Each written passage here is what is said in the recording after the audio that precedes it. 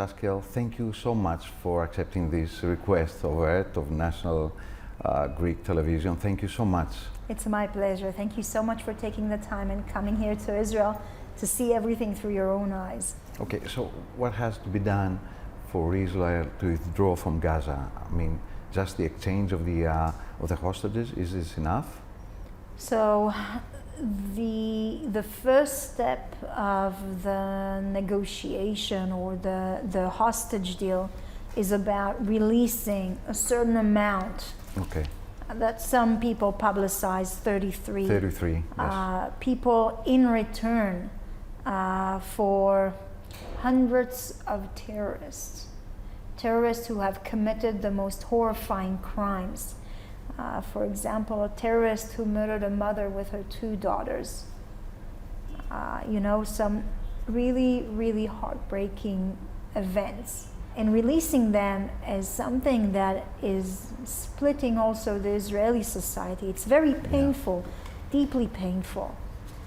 And on top of that, a ceasefire. Mm-hmm. This ceasefire is a step for the return of our people, of those people that they're actually holding.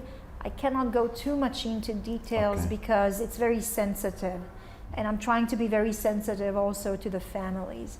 So since we're talking about terrorist organizations, let's talk about countries that they support them.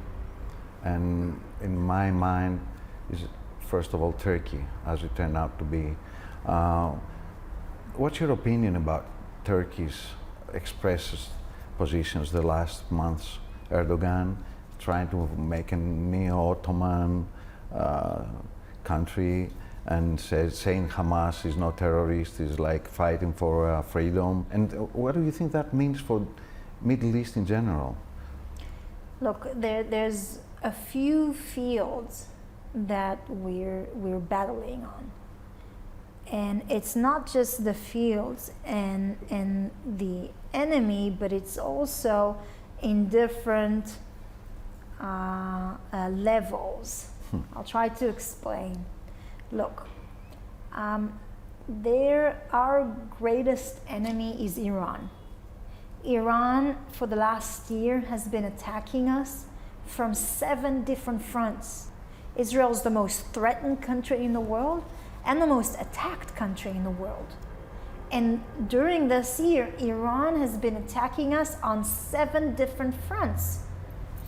Iran has pushed Hamas to commit the crimes against humanity that they committed on the 7th of October and the fight against Israel ever since. Mm-hmm. Internally, in the areas of Judea and Samaria, calling for an uprising, a violent war internally against Israel.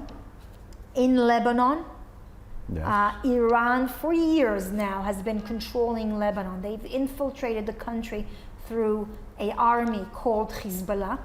Hezbollah is the army of Iran, funded, controlled, manipulated, everything. So the real war is against Iran. Yeah, they've been attacking us from Syria. They've been attacking us from Iraq. Yes. They've attacked us from Yemen with the Houthis, who are under their control as well. And they've been attacking us from Iran itself directly, sending ballistic missiles directly into our country. So the head of the snake is Iran, the IRGC.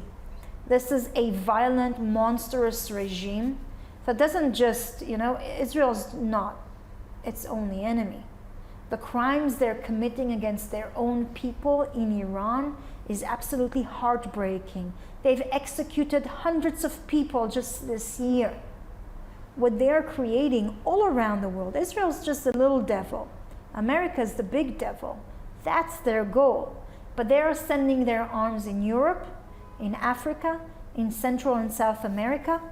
In Central and South America, Hezbollah, the army of Iran, they're controlling the illegal drug and weapons trafficking routes. Why are they so well set there? To pose a threat on North America. They go into pockets of instability, expanding it and creating it, turning it into a complete chaos, so that they can use political power and resources to actually control, manipulate, and take over different countries. That's what they did in the Middle East. But it's not just limited to the Middle East. Iran is the world enemy. The liberal world's enemy. The liberal world's enemy. The free world. Any nation that loves freedom, that fought for freedom and liberty. That race, going back to your question, the race for Islamic dominancy is led by mainly three parties. Iran is leading it right now, but don't be fooled. There's a triangle between the Muslim Brotherhood, Qatar and Turkey, who are trying to race each other for this idea, the caliphate idea, you can call it the Ottoman Empire idea, the Islamic World Republic idea. It's the same idea. This is not about a territorial war. It is not about Israel. We are fighting a religious and a cultural war worldwide. What you see here in Israel is the front line, but it's coming close to you. No one is safe from that. And so it's not just, when I say the free world. The free world means the values that we believe in, the shared values of Israelis and Greek, of freedom of press, equality, women's equality, freedom of religion, freedom of, of speech. This is what we're actually fighting about. Since you see all this, actually probably heard Prime Minister Mitsotakis saying that Greece is a beacon of stability in an unstable world, in an unstable era. What do you say about this? Well, first of all, I'd like to thank the President, the Prime Minister, the government, and most of all, the Greek people. Look, we have such a strong bonds and friendship between Israelis and the Greek people. A lot of that is shared on mutual history, going years back throughout history, but a lot during these years. All of us here in Israel have visited in Greece, and many Greek people came and visited here in Israel. There's a very, very strong bond, and I'd like to send maybe from here, from Jerusalem, my appreciation to the people in Greece and to the government for their outstanding support and solidarity with our people during a very difficult year that we've actually had. We don't take it for granted, and the love, the support, the prayers that we've seen from the Greek people, it really gives us strength to know that we have such incredible friends. We don't take it for granted, so thank you. I think that the fight that we are fighting in multiple fields about this religious and cultural war that is coming, if we each one fight it separately, we're far weaker. Yes. If we stand together in solidarity against those principles and we know to back it, then we're far more stronger than that. I think that there's obviously a lot of collaboration that we're doing with Greece on many different levels. So what do you think Israel is not doing well, is doing wrong, because public opinion is not on your side? What do you think that Israel is doing wrong? So there's a few things. First of all, we need to understand what's the ground, what's the field. You have the military war, physical one that we're fighting, okay? You have the religious and cultural one that is also very active. And there's also a war in the media, on social media, on the narrative. Look, Al Jazeera. Al Jazeera is the mouthpiece for the Muslim Brotherhood, spreading their ideas, their radical ideas and their point of view, sometimes putting reports who are complete blood libels, lies, complete fabrications of reports and spreading it out to millions of people. And they have so much money backed them to spread that. They're one of the most popular channels on social media as well, being spread to millions of people. It's very difficult. They're not fighting you in a strategic level of reporting. I mean, they don't just go and report. They actually fight you in a strategic war in the media and in social media about their narrative, about their ideas. We have research that shows how Hamas is a terrorist organization. They are the main source to provide data that the general media is actually taking. You saw that in United Kingdom. Yeah, the report that came out that shows how they inflate the number, they change the age. So they say if someone sometimes is 26 years old, a combatant, they might register him as a 4-year-old so that they can inflate the numbers of babies, of women. There's many research that's been done about that. So it shows you how they understand that their war is a lot in the media. They're fighting it. They have a lot of money, a lot of influence, and a lot of tools. That goes to the decision that was a lot of criticism about it. But UNRWA, the decision to take it out of Israel. Okay. I have a question. Okay. If an international organization in Greece, in Athens, okay, was working from Athens, and his employees would go out and massacre Greek people, how long will it take the Greek government to kick them out of the country? I don't think it would even take 48 hours. The majority of the workers in UNRWA in Gaza are either Hamas activists, registered, or their first family members. Hamas has infiltrated this organization for years now. The United Nations knew about it. I've been in parliament for 10 years.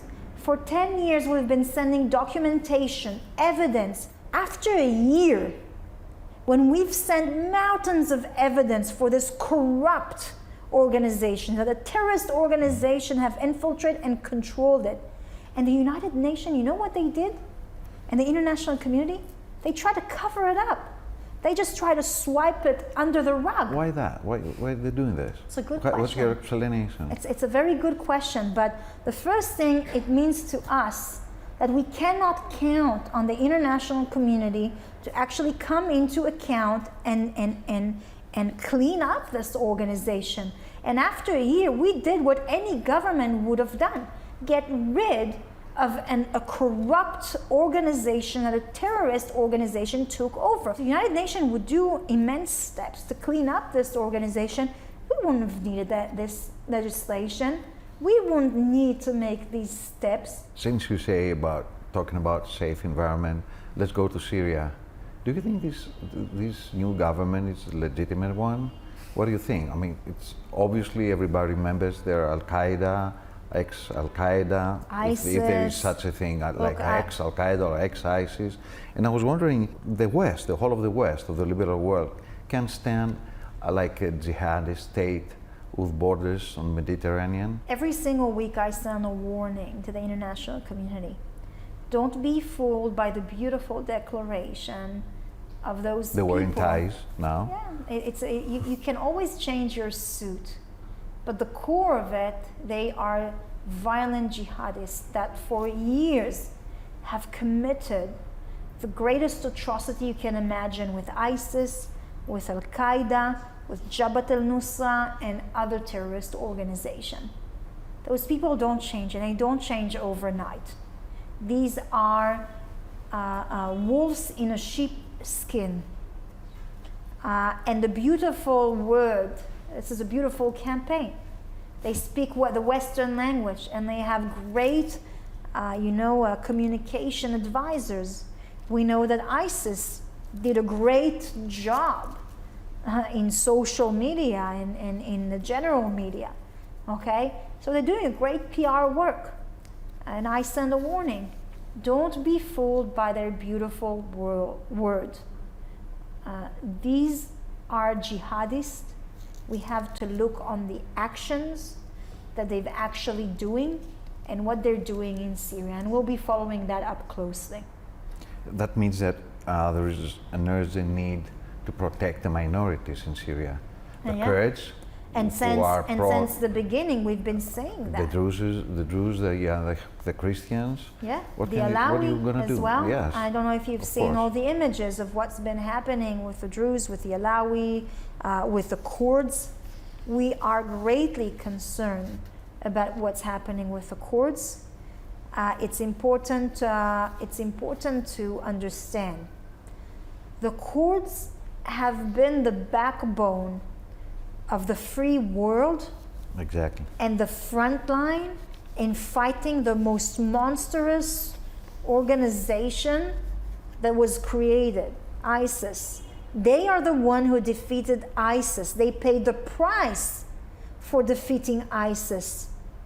And so they did the fight for Western civilization, for the free world. And if the world will turn their back on the Kurdish people right now, that sends a terrible message in the Middle East, because these are allies of the free world. And if the free world can't protect them, who's going to be the allies of the free world next, when the next major event and threat will come through? But then President Erdogan threatened that he's going to go overnight to the Kurds. What's your response to that? We are sending warnings to our allies, and we are sending, we are doing everything to make sure that there's enough pressure being put to actually defend the Kurdish minority. Mm-hmm. We are following up closely agreement on the ceasefire as well, some of the violations of the ceasefire, and we're very concerned about it. What do you expect from Trump administration? First of all, Trump's last term, has shown its great alliance with Israel and actually achieved many achievements that we never imagined, even some people never imagined, that are actually a possibility. I mean, the normalization with more Arab countries in the Middle East, the Abraham Accords, moving the embassy to Jerusalem. You know, these are incredible achievements that he was able to do.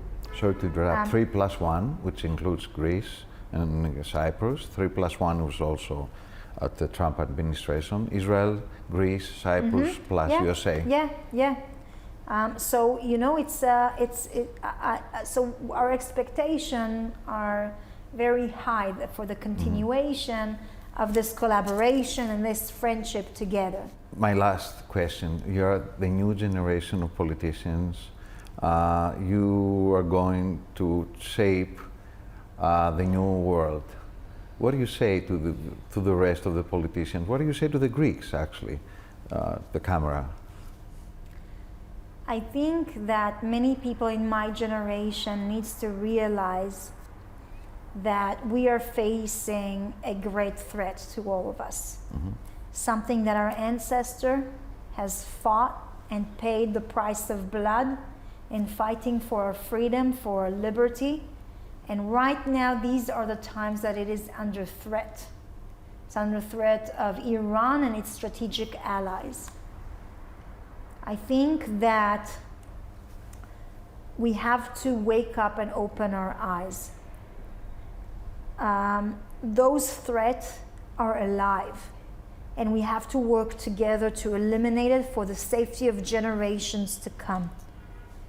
After the 7th of October, for me, everything changed. And my mission from now on is absolutely clear: to make sure that the safety and security of my people, my family, will be restored, and that a threat like that will never, but never, be a threat again, not on our people and not on our community. Thank you very much.